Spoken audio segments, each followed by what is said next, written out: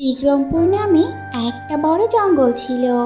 সেই জঙ্গলে এক টুনি পাখি বাস করত। সে তার ছানা টুনটুনকে নিয়েই থাকতো। কি গো টুনি, প্রতিদিনের মতো আজও কি ডাল ভাত রান্না করেছো নাকি? হ্যাঁ, আর রান্না করবেই বা না কেন? তোমরা যা গরিব, ভালো কিছু কিনে খাওয়ার মতো তো টাকাই তোমার কাছে নেই। কি আর করবো বন্ধু, আর আমি নিজে গরিব হইনি, আল্লাহ আমাকে গরিব বানিয়েছে। আর এটা আমার ভাগ্য বন্ধু। এই ডাল ভাত খেয়ে তোমাদের দোয়ায় আমি অনেক সুখে আছি, আর আমি বড়লোকও হতে চাই না। ইস, একটু ভালো কথা বলতে এলাম আর তুমি আমাকে কত কথা শুনিয়ে দিলে। বুঝেছি, এখানে আসাটাই আমার অনেক বড় ভুল হয়েছে। যত সব। এ কথা বলে মিষ্টিটি রেগে সেখান থেকে চলে যায়। আর তার কিছুক্ষণ পর পরেই টুনটুন বাসায় ফিরে আসে।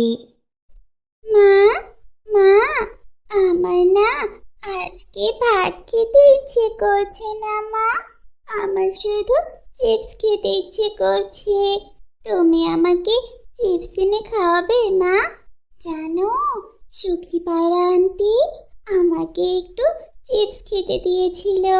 আমার যে কি ভালো লেগেছিল, তোমাকে বলে বোঝাতে পারবো না। ওরা তো প্রতিদিন চিপস খায়, জানো মা। মারে, আমরা যে অনেক গরিব, আমি কোথায় থেকে টাকা পাবো বল? আর কিভাবে তোকে চিপস কিনে খাওয়াবো মা? তাই বলছি, আমার সাথে আর জেদ করিস না সোনা।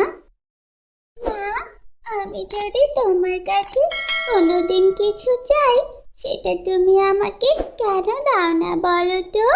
শোনো মা, এখন তুমি যেখান থেকে পারো আমাকে চিপস এনে খাওয়াবে। আমি আর কিচ্ছু শুনতে চাই না। শোন টুনটুন, এবার কিন্তু তুই বেশি বাড়াবাড়ি করছিস। আর একবার যদি তুই চিপস খেতে যাস, তাহলে কিন্তু আমি তোকে অনেক মারবো বললাম। মায়ের এমন কথা শুনে টুনটুন কাঁদতে কাঁদতে আবারও বাইরে চলে যায়। মেয়েকে কাঁদতে দেখে টুনি অনেক কষ্ট পায়। আর কিছুই করার ছিল না। এভাবে টুনটুন তার মায়ের কাছে চিপস খেতে চাইতো, কারণ চিপস তার অনেক ভালো লাগতো। একদিন কুহু আর টুনটুন একসাথে খেলছিল। জানিস টুনটুন, মা আজ চিপস এনেছিল, সেটা যে কি ভালো খেতে হয়েছিল রে, তোকে আমি বলেই বোঝাতে পারবো না। জানিস, আমি অনেকগুলো চিপস খেয়েছি।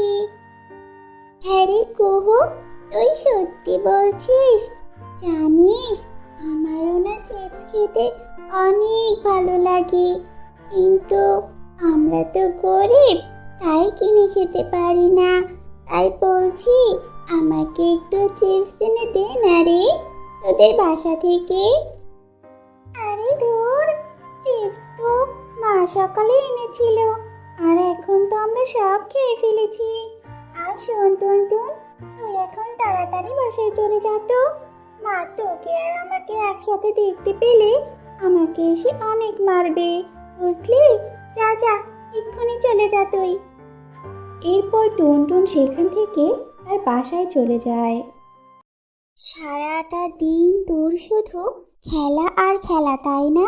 আমি খেটে খেটে মরবো আর তুই ঘুরে বেড়াবি। শোন, বাসায় যা কাজ আছে তুই সেগুলো করতে থাক, কেমন?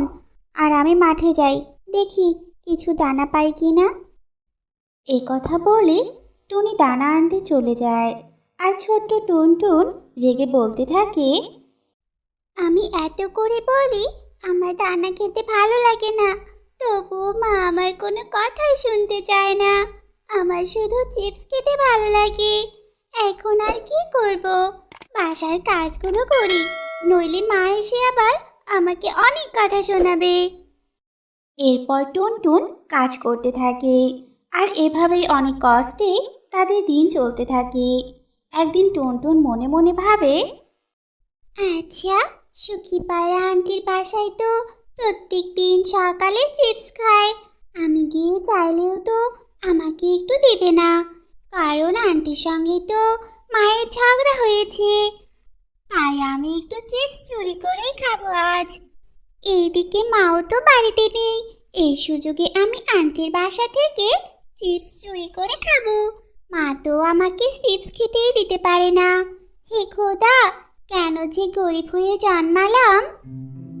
এরপর টুনটুন লুকিয়ে লুকিয়ে সুখী পায়রার বাসায় যায় আর চুপি চুপি তার বাসার চিপস চুরি করে খেতে থাকে।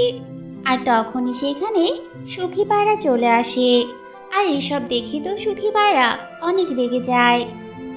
কিরে টুনটুন, তোর এত বড় সাহস! তুই আমার বাসায় এসে তুই আমার চিপস চুরি করে খাচ্ছিস? তবে রে, আমার হাত থেকে তোর আর নিস্তার নেই। দাঁড়া, আমি তোকে এক্ষুনি মজা দেখাচ্ছি। এরপর সুখী পায়রা একটা বড় লাঠি নিয়ে আসে। লাঠি দেখে ছোট্ট টুনটুন অনেক ভয় পেয়ে যায়। না না আন্টি, তুমি আমাকে মেরো না আন্টি। আমি সত্যি বলছি, আমি আর কোনো দিন চিপস চুরি করে খাবো না। এভাবে টুনটুন অনেক আকুতি মিনতি করে, কিন্তু সুখী পায়রা তার কোনো কথাই শোনে না। আর টুনটুনকে অনেক মারতে থাকে। আর মারতে মারতে টুনটুনের একটা পা ভেঙে দেয়।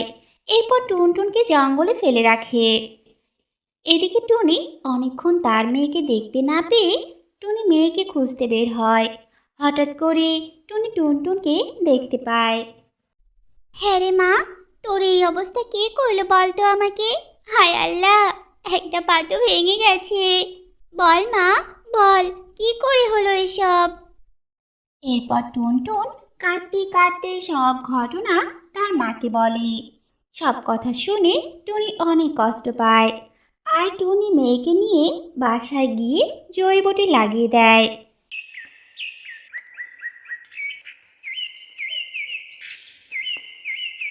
এভাবে সেই দিন কেটে যায়। পরের দিন টুনি ছানার এমন কষ্ট সহ্য করতে না পেরে টুনি মাঠে বসে কাঁদতে থাকে। তখনই পাশ দিয়ে যাচ্ছিল একটি কালো কাক। টুনিকে কাঁদতে দেখে সে টুনির কাছে আসে। কি ব্যাপার টুনি, তোমার কি হয়েছে? তুমি এখানে বসে কাঁদছো কেন? এরপর টুনি সেই কাককে সব কথা খুলে বলে। সবটা শুনে কাক বলে, কেঁদো না টুনি, কেঁদো না। আমি তোমাকে একটি বীজ দেব, সেটা তুমি রোপণ করবে, বুঝলে? তারপর সেই বীজ থেকে একটি গাছ বের হবে। আর সেই গাছ বড় হলেই তোমার সমস্যার সমাধান হয়ে যাবে। তোমায় অনেক ধন্যবাদ কাক ভাই, অনেক ধন্যবাদ। তুমি সত্যি অনেক ভালো।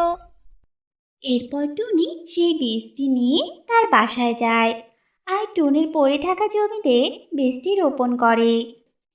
আর তখনই বীজটি থেকে অনেক বড় একটি গাছ বের হয়।